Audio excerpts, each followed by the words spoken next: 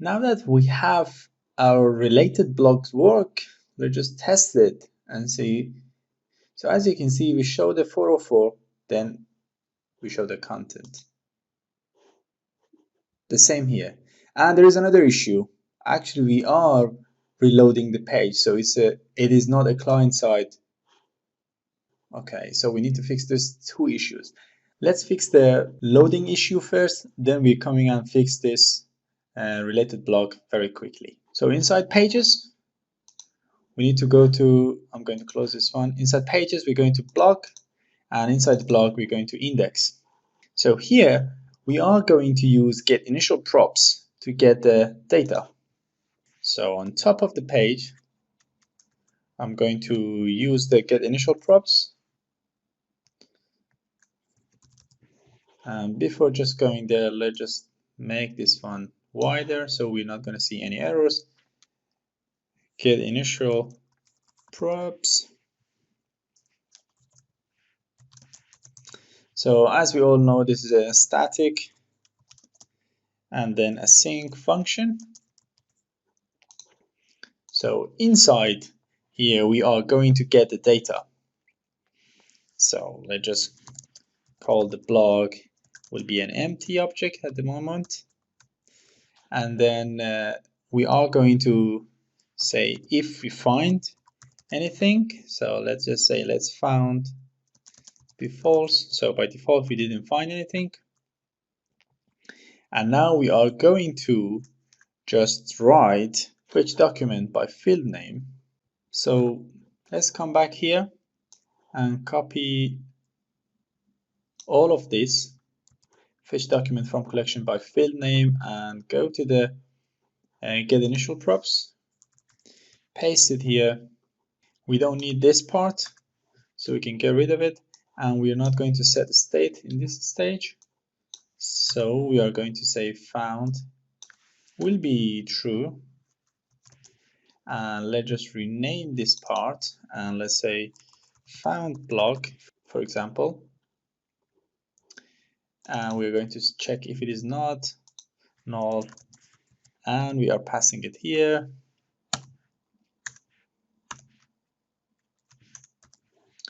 And quickly we're going to get rid of is mounted because we're not really working with the state anymore.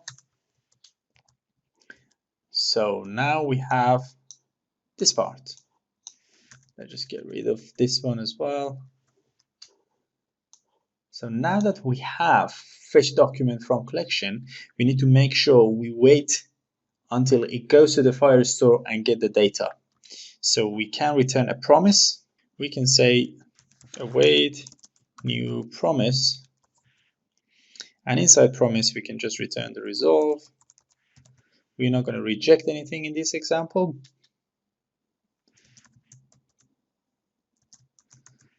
So we can come and paste everything inside the promise, and after found, so inside then, as you can see, after found, when we check if it is not empty, we can just resolve, and now we just return a promise. And at the end, we're going to just quickly return the blog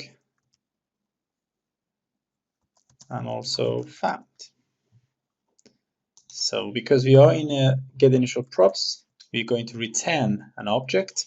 We don't really have any access to this.props.router, so we need to just get the query in get initial props.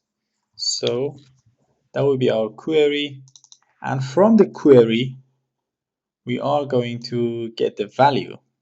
So our value will be query.slug, so we don't need this part anymore. So what we did, we just trying to fetch a document from the get initial props. So it means we are going to wait until we receive everything, we fetch the data from the Firestore, and then we are going to populate the props. There we go, we are populating the props, and from here we are going to show the block. So we can come here and in a render, instead of state, we can say props. So now we have props and we are showing it there. And also we can just come here and pass props, and in the block show the same. So in the render everything is fine. In a component did mount, so obviously we don't really need this part anymore. We only need this part, so we can get rid of that part as well.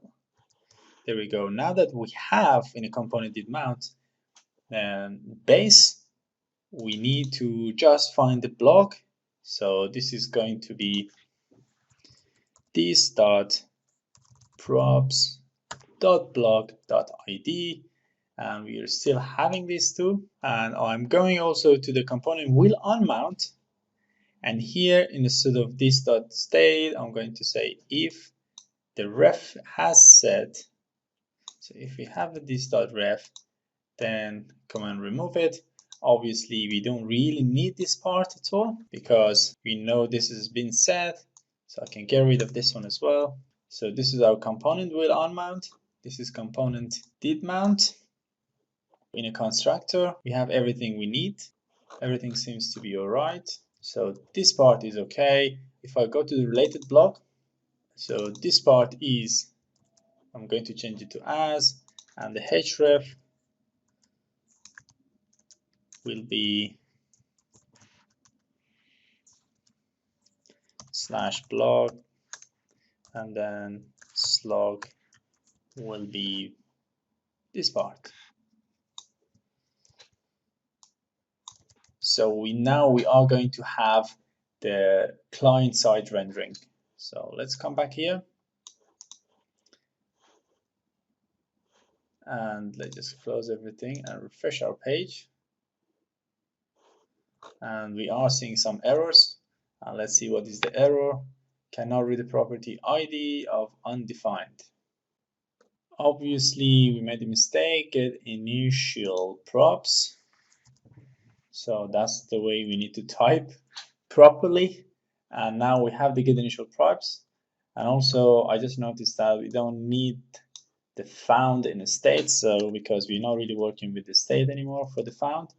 And if I just refresh the page, as you can see, you don't see any error. Obviously, if we go to the wrong page, when the state doesn't exist, yes, we are in a 404. And if I come back to the page we were, everything is all right. And if I now go to another page, React, hello next. So this links work, and we are doing the client-side rendering. So I can go to the home page and come back with my Twitter account and check everything. Everything's fine. But now we have another way of fetching data asynchronously in a get initial props. As you could see in the last example, we were using a different way of fetching data in a component did mount. Now we are using the fetch data in a get initial props, which is more convenient, and the page doesn't render until we fetch the data or we find the data. So that's another way of fetching data. And also, if we go to the blog edit, I just noticed that our user ID is still hard-coded. So in order to fix that one, we can also come to the blog create and copy everything. If I can find it, yes, copy the local storage part and go to the blog edit and then paste it here. Obviously, we can do the validation one more time here. Probably if for later on you can do the validation in for example, app.js. So it will be validating it all the time, and so you don't really need to repeat yourself every time for every single component.